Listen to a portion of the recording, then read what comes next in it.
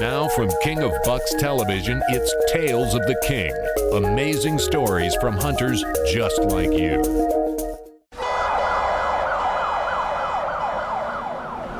In our modern world, priorities can be a bit of a jumble, and we often find ourselves pulled in several directions. Not Robert Smith. His priorities are clear. Church and family always come first. It's an arrangement that leaves him deeply contented and excited about every day. But after those duties are fulfilled, he does find time for himself, and that time is filled with his #1 passion, hunting whitetail deer. This is the picture here that I always take around and keep in my truck to show the guys that talk about their big bucks. I let them rant and rave on, and that's always fun to do. It's hard to know whether to describe Robert as a good hunter, a lucky hunter, or simply as blessed. It's quite possible he's all of the above. I've seen a deer a couple other times. I've seen it at the black powder season. Second time I seen a deer about ran me over. I knew then where I was going to set that deer stand up. On November 11th, 2000, shortly before leaving his tree stand for the day, Smith whispered a quick prayer. It was quickly answered. And I sat there all day long, hearing all these shots going around all over. You can hear a shot for 10 miles up on top of this hill where I hunt.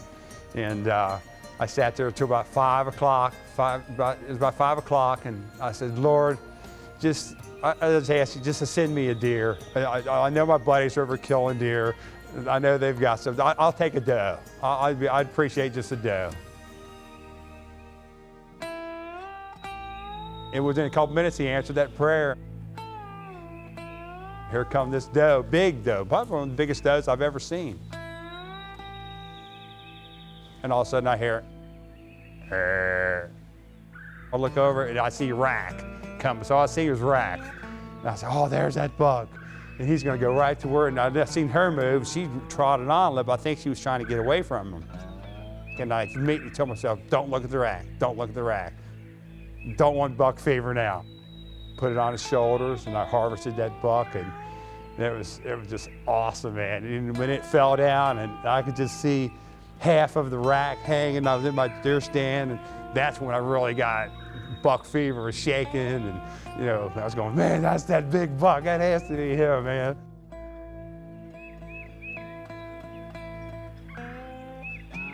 Smith knew he had an exceptional deer. But just how exceptional it was took a while to sink in.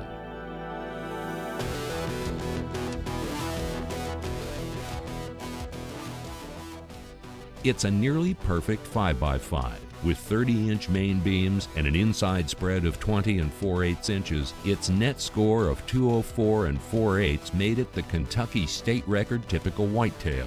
Among classic 5x5s, only the legendary Jim Jordan buck scores higher at 206 1/8. Robert Smith's little prayer produced the 5th largest typical ever taken, 204 4/8. Of course, Smith takes his lofty status as one of Boone and Crockett's top 10 in stride.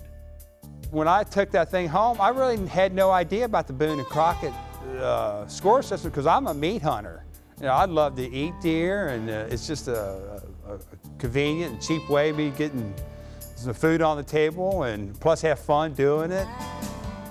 It's a heady thing when a deer this big has your name attached. Magazines want interviews, photographers want pictures. There are deer classics, shows, and events, and yes, even King of Bucks television crews showing up at your front door. It's a deer hunter's 15 minutes of fame, and it can be quite a ride. But all the clamor surrounding his giant trophy did not faze Smith in the least. There was a plan. Record buck answers a prayer. You know what?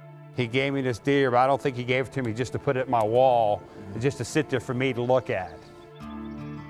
The guy came up with an opportunity for me I'm going to buy that rack, and then I prayed about it and talked about it, and I said, you know what? I can do a lot more with this rack than just sitting on my wall. I could take this money and and actually go do something with it and not to be selfish with it. Robert knew exactly what to do. With the modest proceeds from selling the rack to a private collector, Smith was able to help organize a mission trip to rural Jamaica. The deer that the Lord had offered him went to work rebuilding a badly needed orphanage. And we got to, bless those children and parents and then present the gospel to them, give them an opportunity to know who Christ is, who can change your life, who will change your life, more than even a buck could change your life.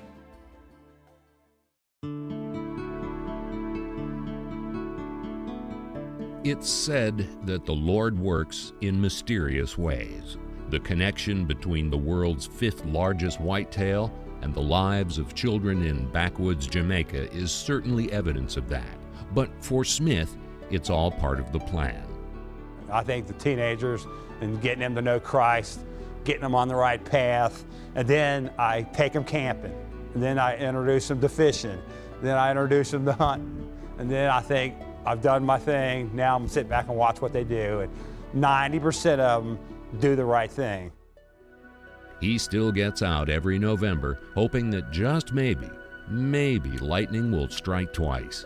And who knows, with his connections, it just might. I'm still getting blessed to this day.